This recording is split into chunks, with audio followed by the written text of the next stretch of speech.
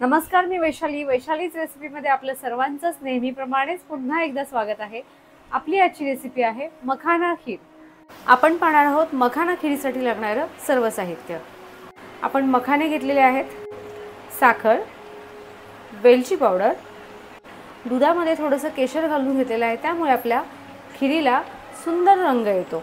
काजू, बदाम, पिस्ता हे भाजून त्याची जाडसर पावडर करून घेतलेली आहे। त्याचबरोबर बेदाणे।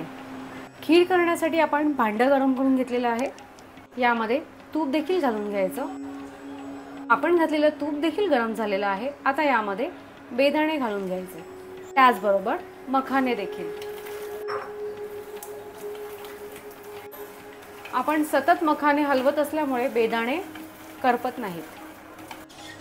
आपले मखाने भाजून झालेले आहेत। आता यामध्ये आपण गरम दूध घालणार आहोत।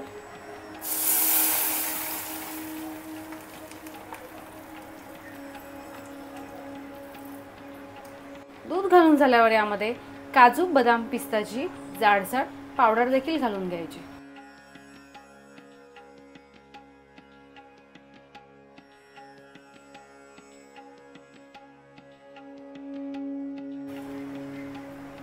छान मिक्स करून झाल्यावर केशर घातलेलं दूध,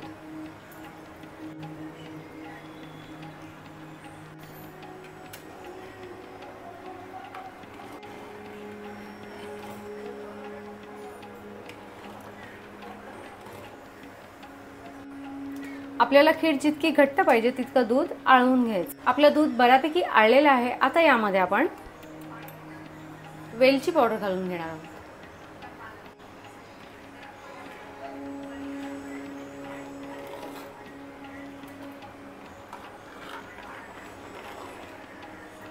वेलची पावडर घालून झाल्यावर गॅस बंद करायचा। आपली मखाना खीर करून खाण्यासाठी तयार आहे।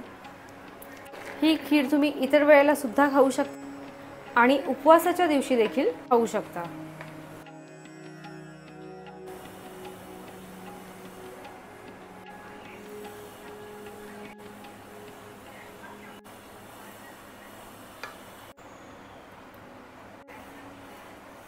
आपली मखाना खीर खाण्यासाठी तयार आहे।